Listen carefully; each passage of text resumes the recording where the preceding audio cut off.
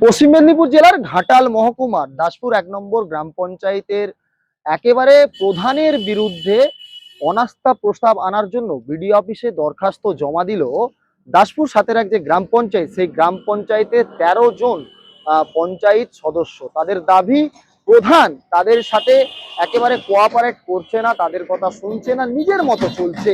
তাই জন্যেই তারা এই অনাস্থা প্রস্তাব আনার জন্য দরখাস্ত জমা দিয়েছে। অপরদিকে প্রধানের দাবি যে না, তিনি কিন্তু প্রত্যেকের সাথে কোঅপারেট করছে এবং ঠিকভাবেই কাজ করছে। তাহলে এখানেই প্রশ্ন, তাহলে কেন ১৩ জন গ্রাম পঞ্চায়েতের মেম্বার অনাস্থা আনার জন্য প্রস্তাব জমা দিল বিডিও অফিসে, দরখাস্ত জমা দিল বিডিও অফিসে? এই গ্রাম পঞ্চায়েত আমরা জানি যে দাসপুর ৭-১ গ্রাম পঞ্চায়েত তৃণমূল পরিচালিত গ্রাম পঞ্চায়েত। আর এই তৃণমূল পরিচালিত গ্রাম পঞ্চায়েতে কিন্তু অনাস্থা আনার জন্য যে দরখাস্ত জমা দেওয়া হয়েছে তা কিন্তু তৃণমূলের পঞ্চায়েত মেম্বাররাই কিন্তু অনাস্থা আনার জন্য বিডিও অফিসে, ব্লক সমষ্টি উন্নয়ন আধিকারিকের অফিসে কিন্তু এই দরখাস্ত জমা দিয়েছে। তবে আদেও কি এই অনাস্থা ভোট হবে, শেষ পর্যন্ত কি হয়, সেদিকেই তাকিয়ে দাসপুরের সাধারণ মানুষ। পশ্চিম কি কারণে অনাস্থা? প্রধানের দুর্নীতির বিরুদ্ধে। প্রধান দুর্নীতিগ্রস্ত প্রচন্ড ভাবে প্রথম থেকেই। এর মানে কতজন আপনারা এই করছেন অনাস্থা আনছেন? ১৩ জন। ১৩ জন। প্রধানকে নিয়ে তো এতদিন কাটালেন, সেক্ষেত্রে এখন অনাস্থা হঠাৎ নয়, অনেক দিন থেকেই চেয়েছিলাম প্রধান নিজেকে শুধরে নেবে। আমরা বারবার, বিশেষ করে আমরা প্রত্যেকটা মহিলা বারবার ওকে বুঝিয়েছিলাম, আমি ব্যক্তিগতভাবে বুঝিয়েছিলাম যে তুমি যা করছো সেটা জনগণের স্বার্থ বিরোধী এবং জনবিরোধী কাজ করছো এবং দল বিরোধী কাজ করছো, তুমি নিজেকে শুধরাও। ও কিছুতেই শুধরায়নি, বারবার চেষ্টা করেও ওকে সঠিক পথে আনা যায়নি।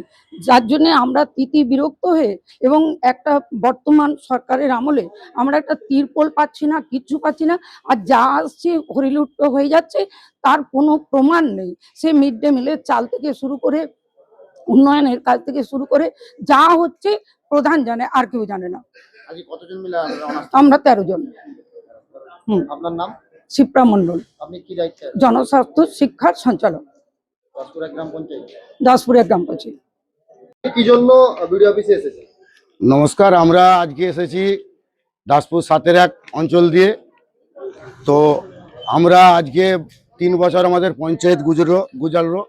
তো তিন বছর পর পঞ্চায়েত গুজানোর পরে যে হিসাবে আজকে আমাদের প্রধান কোনো পঞ্চায়েতের উপর কোনো মানে অ্যাকসেপ্ট করছে না, কোনো কথাও শুনছে না, সে তার নিজের মতোই চলছে। প্লাস যে কোনো কাজের বিষয়ে জিজ্ঞাসা করলে খ্যাঁক খাঁক করে কথা বলছে।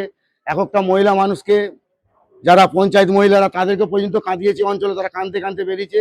আজকে আমরা আমাদের ৭-১ গ্রাম পঞ্চায়েত মিলে আমরা আসছি আমরা ১৩ জন আছি, ১৩ জন মিলে ওনার অনাস্থার জন্য আমরা লিখিত আকারে বিডিও অফিসে জমা দিলাম। আর এইটা যত তাড়াতাড়ি হয়, এটা আমাদের মোট ২০টা, আমাদের টিএমসির ছিল ১৭টা, তার জন্য একজন মারা গেছে, আর বিরোধী ছিল ৩টা, বিজেপির ২টা, সিপিএম।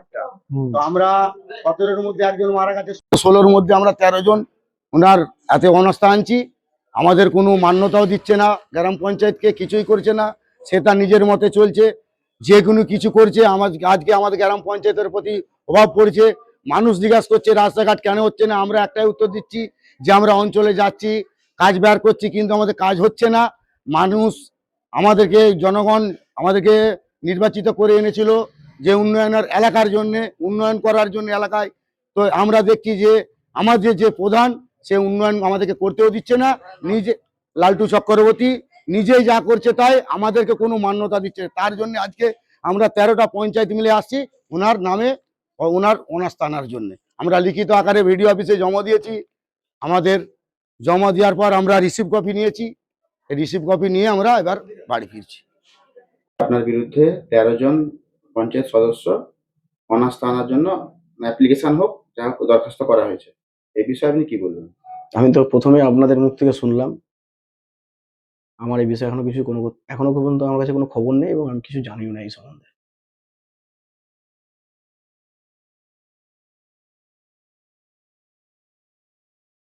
আমার কাছে খবর এলে, বিডিও অফিস থেকে জানালে, তারপর আমি নিশ্চয়ই জানতে পারবো এই বিষয়ে। না, আপনি কিছু জানেন না? আমি এখনো কোনো কিছু খবর পাইনি।